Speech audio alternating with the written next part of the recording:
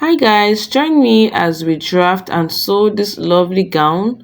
Alright, this is the children version of the gown. Alright, there will definitely be alterations because she doesn't have bust. I can't do a bust here. Alright, so I just had to use that. Okay, and I just did pleating in the upper region. You see it very soon. You see the drafting process very soon. This is how rocking it. Now let's dive into the drafting process. That's my hard net is optional. All right, my Milkado silk, my lining, and of course my zip. All right. So I just want to show you the style since it's period. Look at the style like you earlier saw. All right. So I'll be drafting the upper part of the gown first. All right. I'll go ahead and fold my fabric into two using a highest upper measurement, which is actually the bust region. Some kids, their highest is their waist, so you just know the highest in order to fold your fabric. So I'm taking the chest line, I'm taking the waist line. All right. What I took here, I will replicate it in this other side, the chest line and the waist line. Then I'll go ahead and join or join the lines together.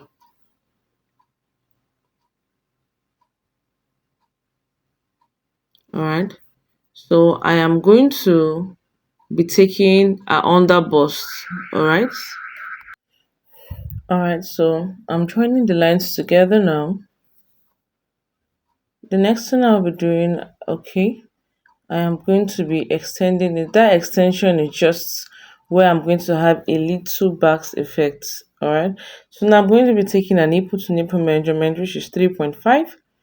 All right. Then I'll roll it like so. All right. And then I am going to be taking the shoe. Like I told you earlier on, it's not a bustier because she doesn't have bust. It's actually for a child. So I'm just going to be drawing the dot lines like I initially explained. If it was a bustier, I would have taken my inches, all right? 1 inch from this side towards the armhole area, then half an inch by this other side. Then I would have done same for the waist measurement and drew it down.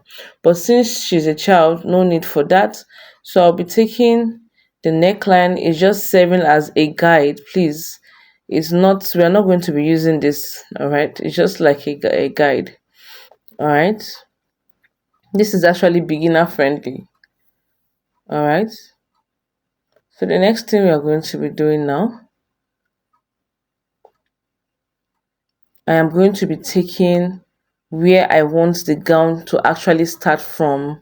It's like it's a thin hand gown, all right? So I'll be coming down by extra 2 inches. So I've actually come down by 5 inches, all right? Then the shoulder measurement is actually 7.5 inches, sorry to say. I'll go ahead and map 7.5 here. All right, then I'll draw it for the armhole. Okay, I'll take 1 inch for the shoulder slope. This is just for formalities. You're going to see where we actually need. We don't need all this upper region. All right, it's from the down parts that we need. So I'll be taking the mid of the armhole. All right, then I'll take the mid of the shoulder. All right, now this mid of the shoulder I'm taking is for me to know where to keep the strap, exactly where I want the strap to be. That is why I did it like so. All right, exactly where I want the straps to be. I don't know if that makes sense to you. All right, so I'll be marking that is where the strap is going to start from. So it's going to be very placed on her shoulder. It's going to be very fitted on her shoulder. All right, so I'm just making a little bit sweetheart neckline. I came down by 1 inch. All right, then after that I'll go and join the armhole. All right, and then I'll curve it like so inside into the armhole. Hope I'm understood. If you have any questions, let us know in the comment section. Thank you. If you're new in this channel, you're welcome. To my subscribers, I say thank you. All right. So the next thing I'm going to do now, I am going to be taking from the waist. Now I'm going to be merging it to reach the bust span. All right, the bust span measurement, as you can see. All right, so we are free to cut. Like I told you, this mid shoulder I took is just formality. All right, it's just a formality. You see where I'll be cutting. All right, so you see I have cut. Okay. All right, so I'm going to be taking note of where I have an under bust.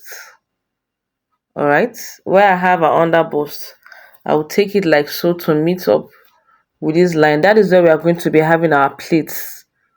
All right, that is where we're going to be having our pleats. That's where the pleats will be starting from where I have the under bust. All right, so I'll take the measurement I have there. I think I had 4 inches or 3.5 thereabout. I'll fold this into two. When it's folded into two to give you 7 inches, 3.5 by 2 is 7 inches, but you could make it 8 because of the folding and stitching in with half an inch. All right, so I'll be cutting the back. The back is very easy. I came up by 1 inch from the waist measurement so that I would not have bulginess at the back. As you can see, I've done this on my channel countless number of times. All right, then I came down by six inches. I will draw it like so to meet the armhole. Then I'll shape it in. All right, I didn't show it in this place.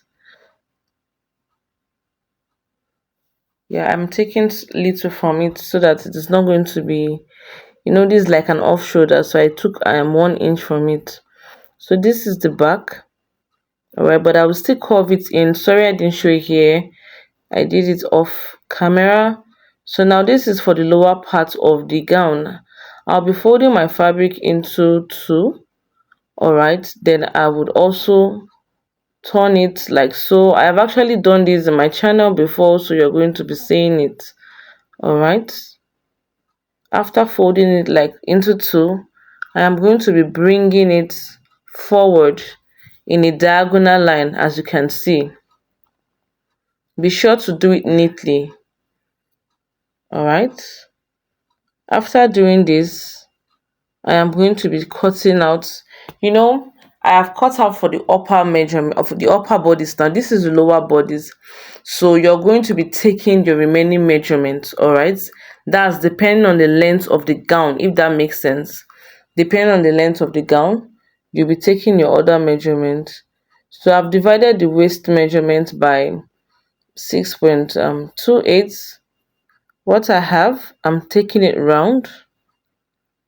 All right,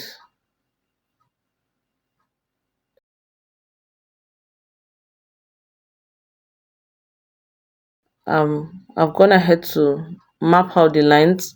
Then from here I am going to be taking my full length, the full length of what I want. All right,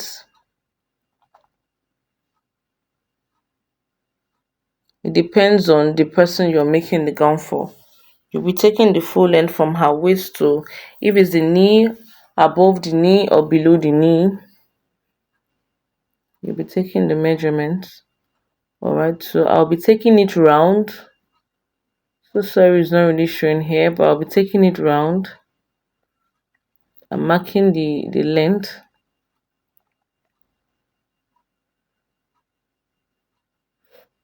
All right, after which I'm going to be joining it, then I'll cut.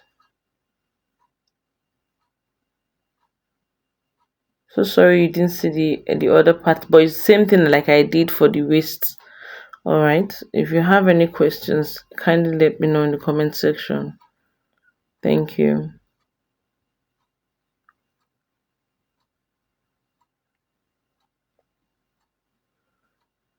All right, so I will just go ahead and cut. Like now, you see now I've showed you. I went to adjust my camera. I just had to do that so that you people will see. All right, so I'm cutting now. I'll cut for the other side as well.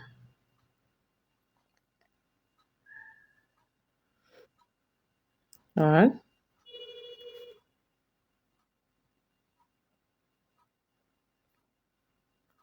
so I'm done cutting.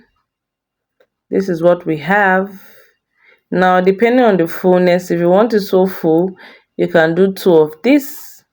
All right, but I'm going to be making use of one part. That part is where the zip is going to be.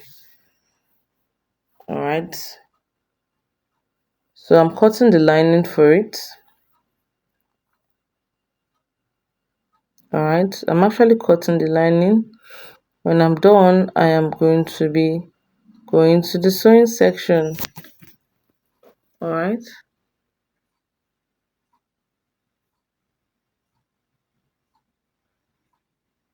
okay, I'm just showing you the pleating.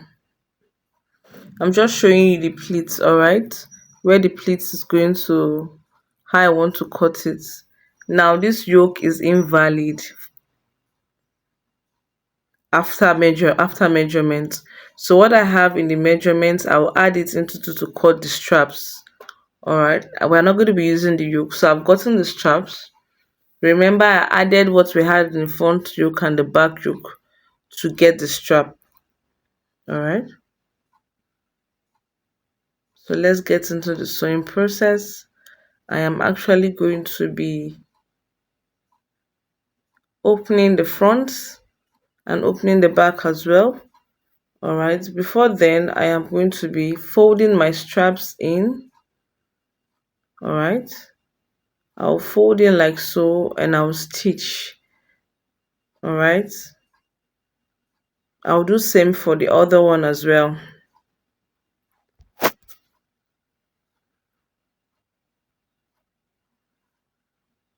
Be sure to do it neatly. All right,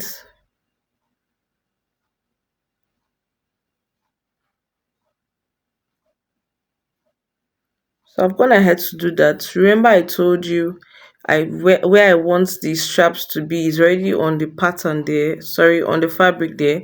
It's mapped out. As you can see, I will go and mark it out on the main fabric where I want it to be. I have done that. I'll use pins to secure.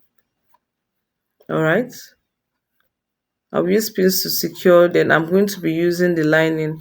Note I'm not using an interface here. Mikado silk is a very thick fabric. All right, except you're doing a corset.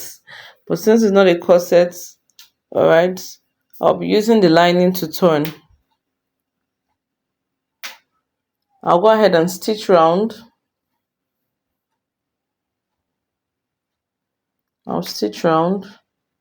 Then be sure to use your pin so that it doesn't come out, it doesn't shift. All right. After stitching, I'm going to be cutting out the excess fabric.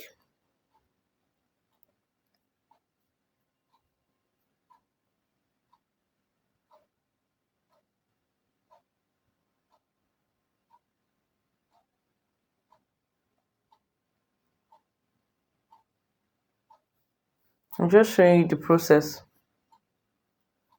All right. So I'll go ahead and cut out the excess fabric. Then this midpoint, so we have just a little effect of the sweater neckline. I'll be notching here because of when you turn, let it come out neatly. I want it to come out very neat.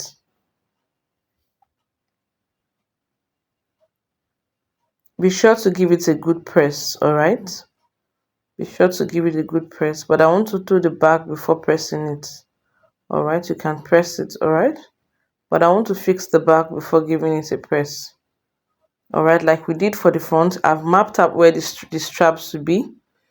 All right, I'll go ahead and pin as well. All right,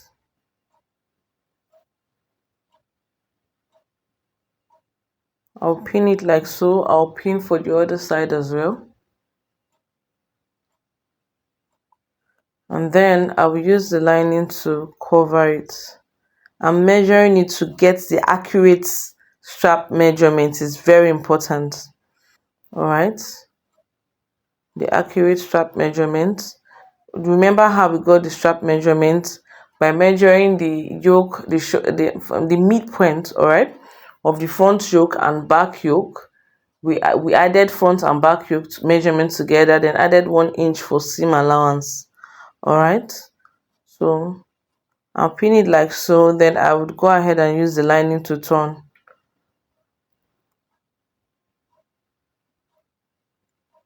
as you can see. I'll stitch it like so. I'll do same. I'll do same for the back, for the other side, sorry to say.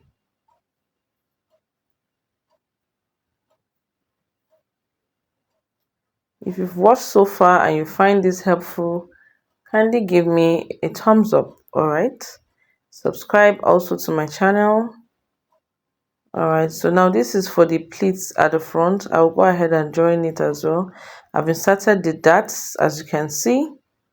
Alright, I've also done the dart for the front, as you can see. Alright, so the next thing we are going to be doing now, I just want to show you where I'm going to be pleating this. Note, after pleating, you have to use a thread and needle to secure it to the body of the gown. All right, if not, when your client wears it, it's going to be flipping downwards. You have to tack it with your thread and needle. All right, hope I'm understood. So now I'm going to be joining. I'll be joining both the front and the back together with her body measurement. All right, after which I'm cross-checking her measurements, after which I am going to be sewing for the lower part of the gown. It's not much of a task. All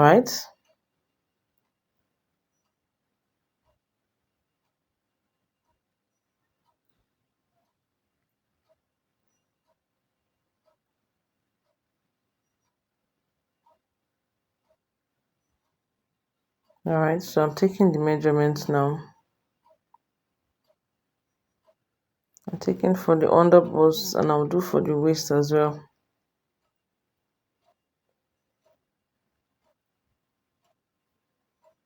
So I'll go ahead and stitch down.